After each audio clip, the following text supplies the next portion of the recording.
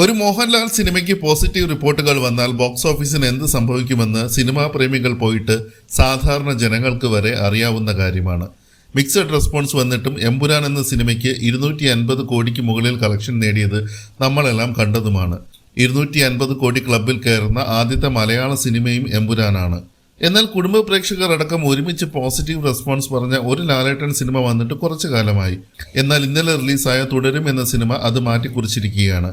Ticket വിൽപ്പനയിലും വലിയ മുന്നേറ്റമാണ് cinema നടത്തിയിരിക്കുന്നത്. റിലീസിന് 2 ദിവസം മുൻപ് മാത്രം ആരംഭിച്ച അഡ്വാൻസ് ടിക്കറ്റ് ബുക്കിംഗിൽ ചിത്രം മികച്ച പ്രതികരണം നേടിയിരുന്നു.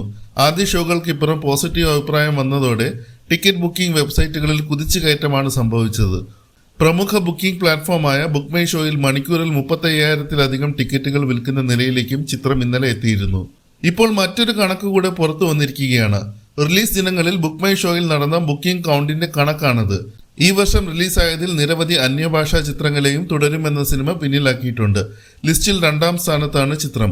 തുടരും ഇന്നലെ ബുക്ക് മൈ ഷോ വഴി വിറ്റത് 4.30 ലക്ഷം ടിക്കറ്റുകളാണെങ്കിൽ രാംചരണിന്റെ ഗെയിം ചേഞ്ചർ, വെങ്കടേഷിന്റെ സംക്രാന്തിക്ക് വസ്തുണ്ണം, മോഹൻലാലിന്റെ തന്നെ എമ്പുരാൻ, അജിത് കുമാറിന്റെ ഗുഡ് ബാഡ് അഗ്ലി, നന്ദമൂരി ബാലകൃഷ്ണന്റെ ഡാക്കു മഹാരാജ്, സൽമാൻ ഖാന്റെ സിക്കന്ദർ, അജിത് കുമാറിന്റെ വിടാമുയർച്ചി, നാഗചൈതന്യയുടെ തണ്ടേൽ എന്നീ ചിത്രങ്ങളെല്ലാം പിന്നിലാണ്.